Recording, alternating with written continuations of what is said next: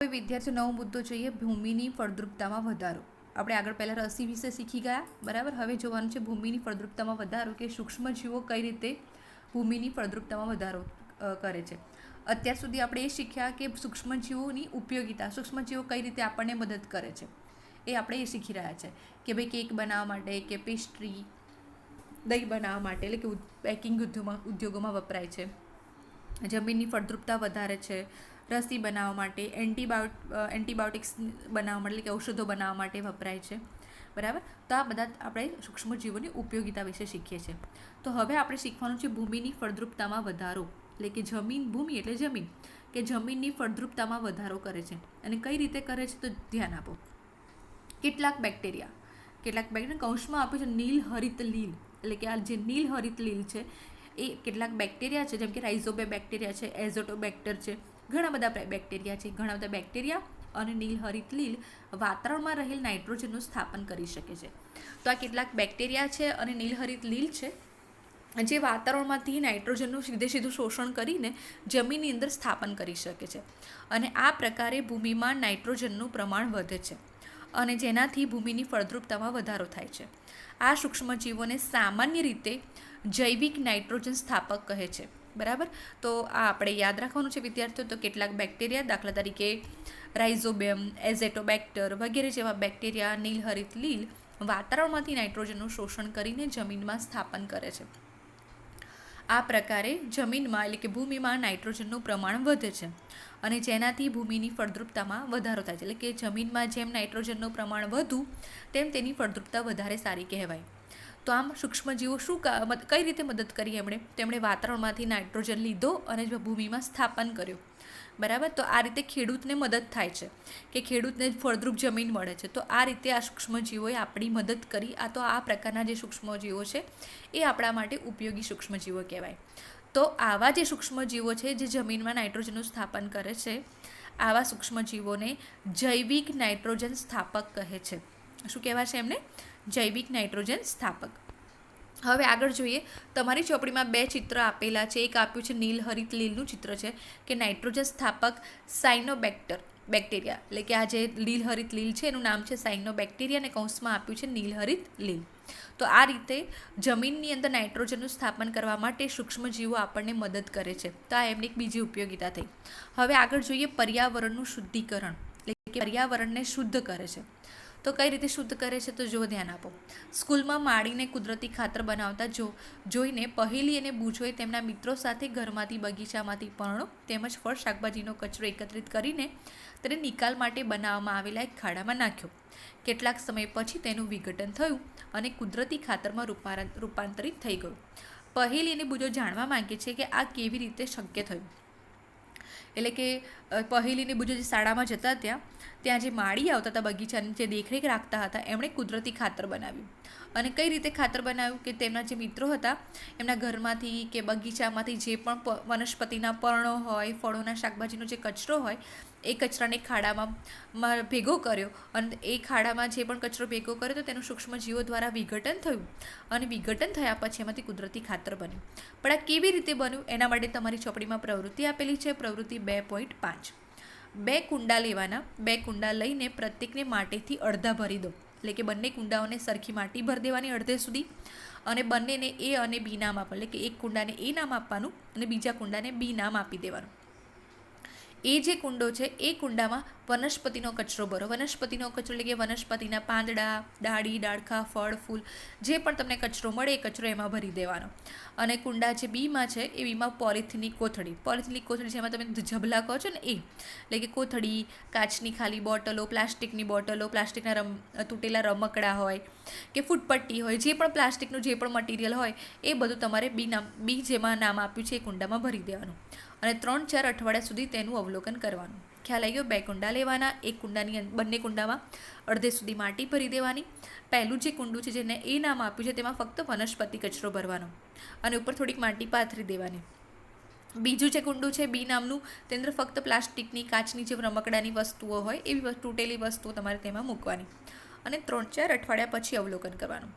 હવે જ્યારે 3-4 અઠવાડિયા પછી અવલોકન કરો તો જોવાનું કે બંનેમાં શું ફેરફાર છે. તો જુઓ નીચે કુંડા એમાં જે વનસ્પતિ કચરાનું વિઘટન થઈ ગયું છે, એટલે કે તમે જે કુંડો એ જોશો તો એમાં જે પણ તમે કચરો જો અંદર મૂક્યો હશે એ કંઈ કચરો તમને જોવા મળશે નહીં, પણ એની જગ્યાએ કાળા રંગનો પદાર્થ તમને જોવા મળશે, એટલે કે જે પણ કચરો તમે ભર્યો તો એનું વિઘટન થઈ ગયું હશે.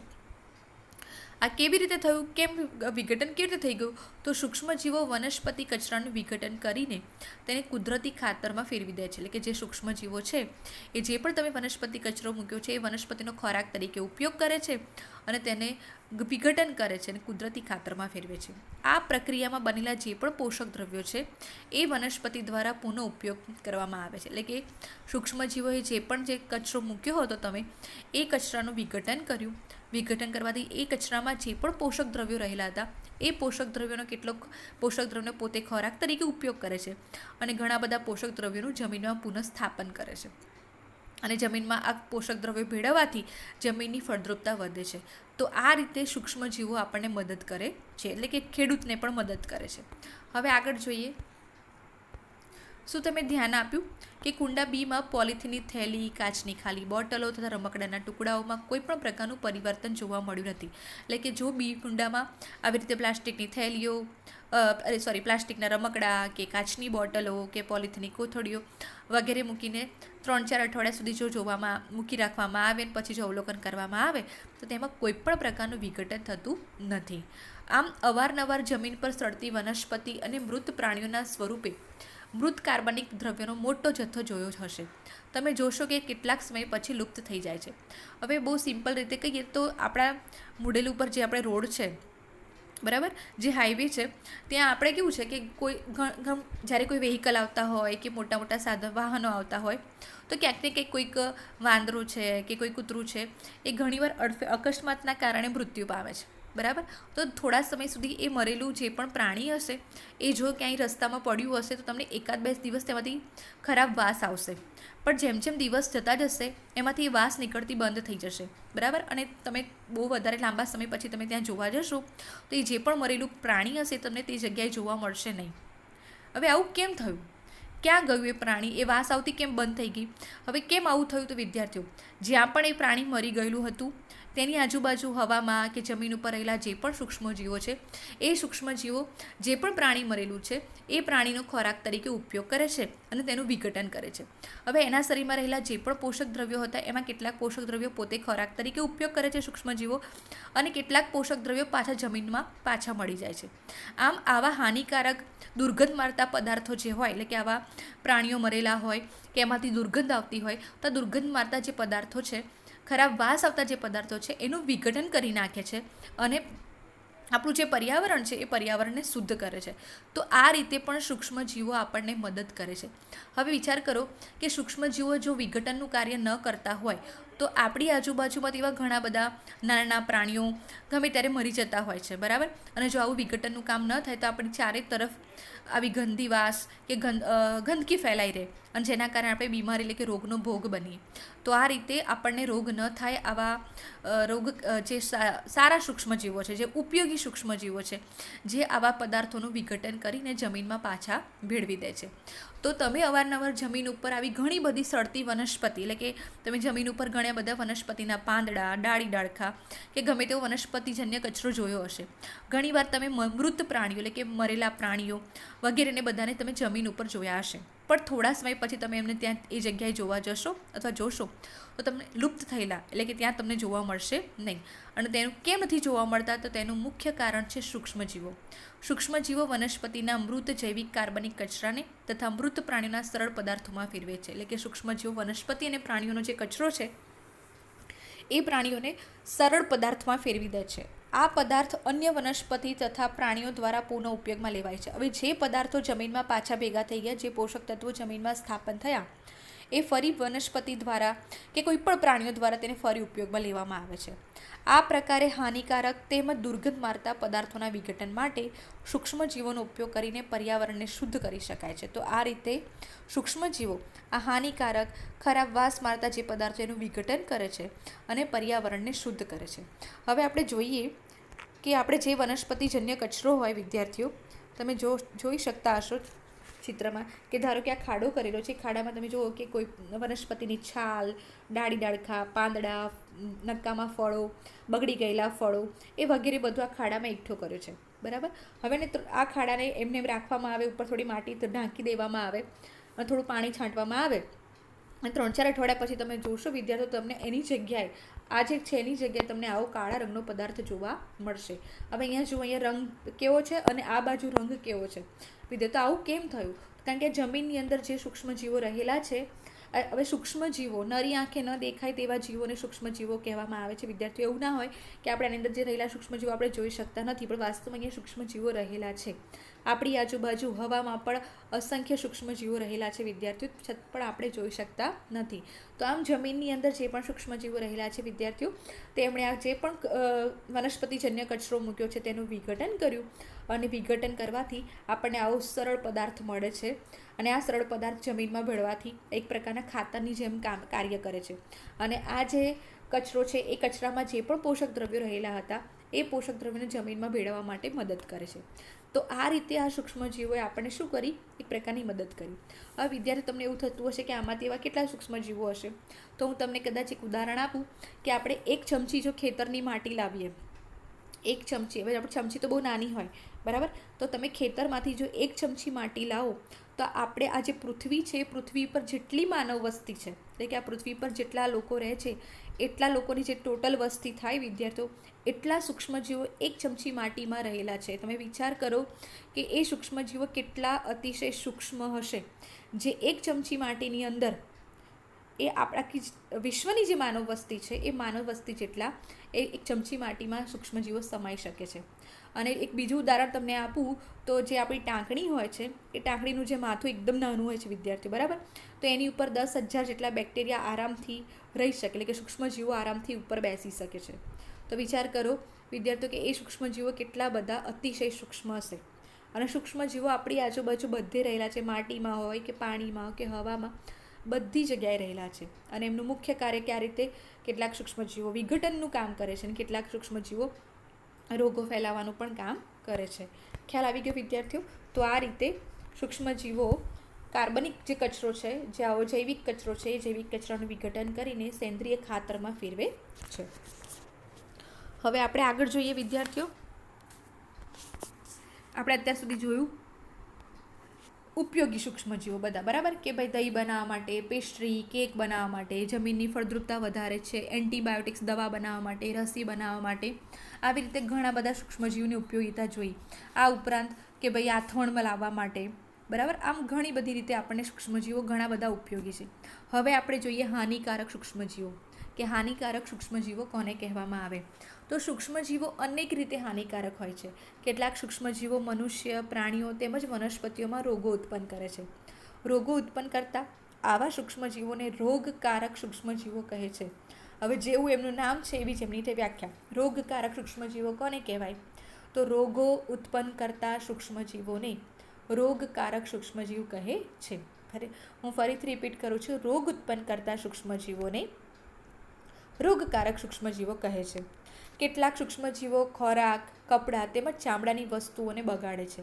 ચાલો તેમની નુકસાનકારક પ્રવૃત્તિઓ વિશે વધુ જાણીએ. તો કેટલાક જે સૂક્ષ્મજીવો એવા હોય છે જે આપણા ખોરાકને બગાડે છે, કેટલાક કપડાંને, તો કેટલાક ચામડાની વસ્તુઓને પણ બગાડે છે. તો હવે આપણે જોઈએ કે કઈ રીતે બગાડે છે. ચલો હવે જોઈએ મનુષ્યમાં રોગકારક કે એવા સૂક્ષ્મજીવો કે જે મનુષ્યમાં રોગો ફેલાવે છે.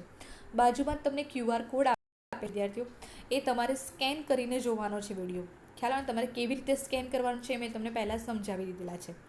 મનુષ્યમાં રોગકારક સૂક્ષ્મજીવો શ્વાસમાં લેવાતી હવા દ્વારા, પીવાલાયક પાણીમાંથી અથવા ખોરાક દ્વારા શરીરમાં પ્રવેશ મેળવે છે.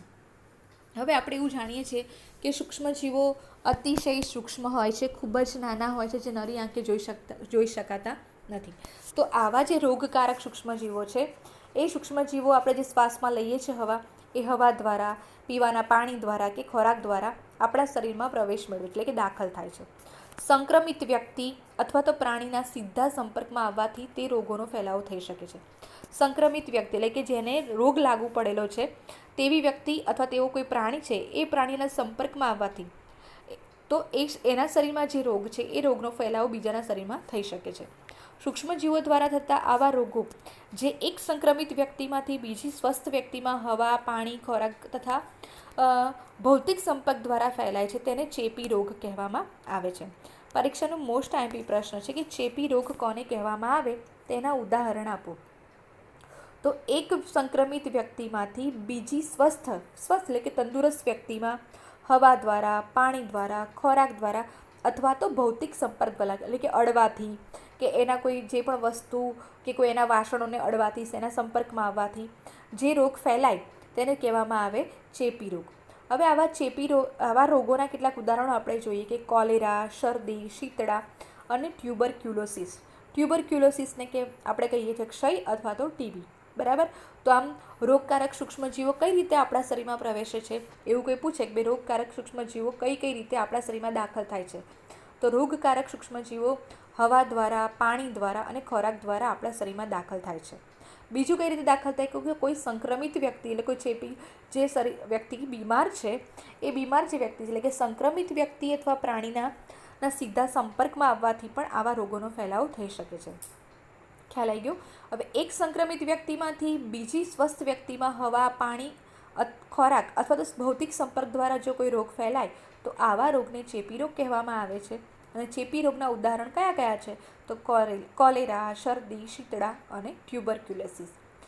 જ્યારે શરદીથી પીડાતી વ્યક્તિ છીંક ખાય છે તો સૂક્ષ્મ બૂંદોની સાથે હજારો રોગકારક વાયરસ હવામાં ફેલાય છે. આ વાયરસ શ્વાસ દ્વારા લેવામાં આવતી હવા દ્વારા શરીરમાં પ્રવેશ કરે છે અને ચેપ ફેલાવે છે. આપણે ઘણીવાર ટીવીમાં અત્યારે જોયું છે કોરોના વાયરસમાં કે ભાઈ છીંક ખાતી વખતે આપણે રૂમાલ રાખવો જોઈએ છે ને. આપણે ઘણી વખત તમે કેટલી હજારો વખત જોયું હશે. તો શરદી જ્યારે જે પણ વ્યક્તિને શરદી થઈ હોય તો જો છીંક ખાય તો છીંક દ્વારા જે પણ હવા સૂક્ષ્મ જે બૂંદો છે કે સૂક્ષ્મ જે પાણીના ટીપાં છે કે છીંક દ્વારા જે પણ ટીપાં છે એ આપણી હવામાં બહાર ફેલાય છે. જ્યારે એવી ગંદી હવા કોઈ બીજા વ્યક્તિના નાક દ્વારા જો હવા લેવામાં આવે તો એ વ્યક્તિ પણ એ રોગનો ભોગ બને છે. આ વાયરસ એટલે કે જે શરદીનો જે વાયરસ છે એ શ્વાસ દ્વારા લેવાતી હવા દ્વારા બીજી વ્યક્તિના શરીરમાં પ્રવેશે છે અને ચેપ ફેલાય છે. ત્યારે હવે બૂજોને કંઈક પ્રશ્ન થાય છે ત્યારે તમે ચેપી રોગોનો ફેલાવો કેવી રીતે રોકી શકો છો. તો આવા જે ચેપી રોગો છે કે જે હવા દ્વારા ફેલાય છે, પાણી દ્વારા, ખોરાક દ્વારા, તો એવા જે રોગો છે એને ફેલાતા કેવી રીતે અટકાવી શકાય. સમજી લો કે હવે શરદી છે તે શરદી જે વ્યક્તિને થઈ હોય એ વ્યક્તિ છીંક ખાય તો એની છીંક દ્વારા જે પણ બૂંદો છે હવામાં ફેલાય અને હવા પ્રદૂષિત થાય છે અને એવી હવા જો કોઈ બીજા વ્યક્તિના શ્વાસમાં જાય તો એ વ્યક્તિને પણ આ રોગ એટલે કે શરદી થઈ શકે છે. તો શું કરવું જોઈએ આપણે એ રોગ ન ફેલાય, એ રોગને અટકાવવો હોય તો શું કરવાનું. તો વિદ્યાર્થીઓ આપણે જાણીએ જ છે કે આપણે જ્યારે પણ છીંક ખાતા હોઈએ ત્યારે આપણા મુખ તેમજ નાક ઉપર રૂમાલ રાખવો જોઈએ અને શક્ય હોય તો સંક્રમિત વ્યક્તિથી પર્યાપ્ત અંતર રાખવું જોઈએ એટલે કે સોશિયલ ડિસ્ટન્સિંગ જે આપણે ત્યાં સાંભળીએ છીએ. બરાબર. તો જ્યારે કોઈ વ્યક્તિને શરદી થઈ ગઈ હોય, છીંક આવતી હોય કે ઉધરસ આવતી હોય તો આપણા નાક ઉપર અને મોં ઉપર રૂમાલ રાખવો જોઈએ અને શક્ય હોય ત્યાં સુધી કે જે પણ વ્યક્તિને શરદી કે થઈ ગઈ છે એ વ્યક્તિથી થોડુંક અંતર આપણે જાળવવું જોઈએ. આ બધા બાબતોથી તમે હાલ બહુ સારી રીતે પરિચિત છો વિદ્યાર્થીઓ. હવે આગળ જોઈએ કેટલાક કીટકો તથા પ્રાણીઓ એવા પણ છે જે રોગકારક સૂક્ષ્મજીવોના વાહકનું કાર્ય કરે છે. એટલે કેટલાક એવા જીવજંતુઓ છે, કેટલાક એવા પ્રાણીઓ છે કે જે આવા જે રોગકારક સૂક્ષ્મજીવો છે એનું વહન કરે છે. એવા સૂક્ષ્મજીવોને એક જગ્યાએથી બીજી જગ્યાએ લઈ જવા માટે મદદ કરે છે. કઈ રીતે મદદ કરતા છે તો એમાં એક મેઇન ઉદાહરણ છે ઘરમાખી. આપણા ઘરમાં, સ્કૂલમાં કે તમે કોઈ પણ જગ્યાએ માખીને તો જોઈ જશે. બરાબર. તો આ માખી શું કરે છે તો આ જે સૂક્ષ્મજીવો છે, જે રોગ ફેલાવતા સૂક્ષ્મજીવો છે એને એક જગ્યાએથી બીજી જગ્યાએ લઈ જવાનું કાર્ય કરે છે. હવે કઈ રીતે તો ધ્યાન આપો. માખી કચરા અને પ્રાણીઓના મળ ઉપર બેસે છે. તો માખી કચરા ઉપર પણ બેસે છે અને પ્રાણીઓના જે મળમૂત્ર હોય એની ઉપર પણ બેસે છે. હવે એના કારણે કચરામાં અને મળમૂત્રમાં રહેલા જે પણ સૂક્ષ્મજીવો છે એની પાંખ ઉપર, એના પગ ઉપર ચોંટે છે. બરાબર. તો આ જે રોગકારક સૂક્ષ્મજીવો છે તે તેના શરીર ઉપર ચોંટી જાય છે. એટલે કે કચરામાં આપણે જોયું કે સૂક્ષ્મજીવો બધી જ જગ્યાએ રહેલા છે તો કચરામાં પણ હોય. બરાબર. તો આ કચરામાં કે મળમૂત્રમાં રહેલા જે પણ સૂક્ષ્મજીવો છે માખીના શરીર ઉપર ચોંટી જાય છે. હવે જ્યારે આ આવી માખી કે જે આવા ગંદી જગ્યાએ ફરીને આવી હોય અને એના શરીર ઉપર સૂક્ષ્મજીવો ચોંટેલા હોય, અને આ માખી જ્યારે કોઈ ઢાંક્યા વગરના ખોરાક ઉપર બેસે, જ્યારે પાંખો ફફડાવીને બેસતી હોય, તો આ જે સૂક્ષ્મજીવો છે ત્યારે એ જે ખોરાક ખુલ્લો હોય એની ઉપર બેસી જાય છે. તો આવા સૂક્ષ્મજીવોનું શું કર્યું? એણે એક પ્રકારનું વહન કર્યું.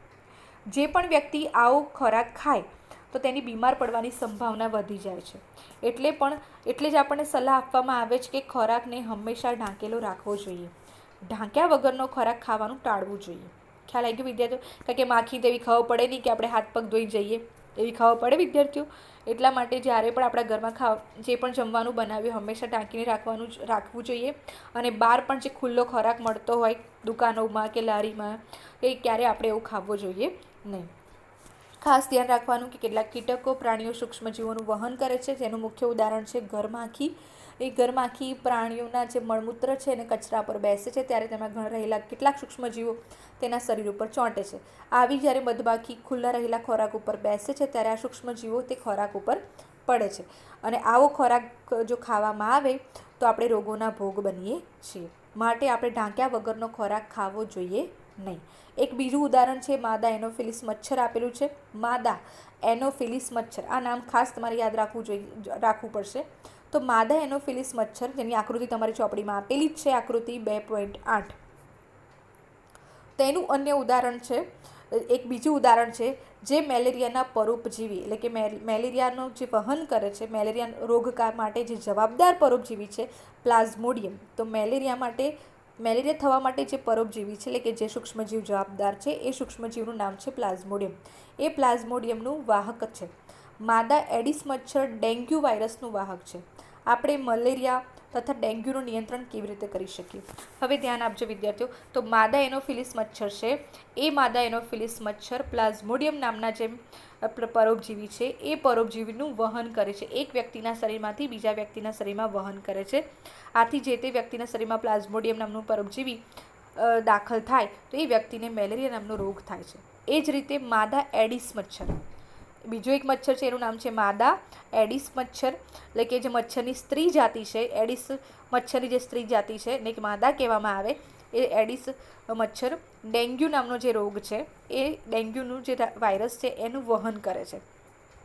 આપણે મેલેરિયા અથવા ડેન્ગ્યુનું નિયંત્રણ કેવી રીતે કરી શકીએ? હવે આપણને ખબર પડી ગઈ કે ભાઈ માદા એનોફિલિસ મચ્છર દ્વારા પ્લાઝ્મોડિયમ નામના પ્રજીવનું વહન થાય છે અને આપણને મેલેરિયાનો રોગ થાય છે. એ જ રીતે માદા એડિસ જે મચ્છર છે ડેન્ગ્યુ નામના વાયરસનું વહન કરે છે અને આપણને ડેન્ગ્યુ નામનો રોગ થાય છે. તો હવે આ રોગ ન થાય એના માટે આપણે શું કરવું જોઈએ? તો જો નીચે ધ્યાન આપો.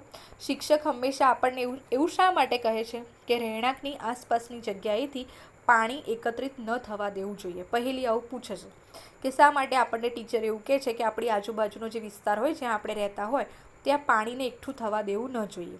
તો ધ્યાન આપો. તો માદા મચ્છર પાણીમાં પ્રજનન કરે છે, એટલે કે માદા જે મચ્છર છે એ પાણીમાં પ્રજનન કરે છે, અને આપણે ક્યાંય પણ પાણીને જમા થયેલું રાખવું જોઈએ નહીં. એટલે કે જ્યાં માદા મચ્છર જ્યાં પાણી બંધિયાર હોય એ પાણીમાં પ્રજનન કરે છે, અને પ્રજનન કરવાને કારણે મચ્છરની સંખ્યામાં વધારો થાય છે.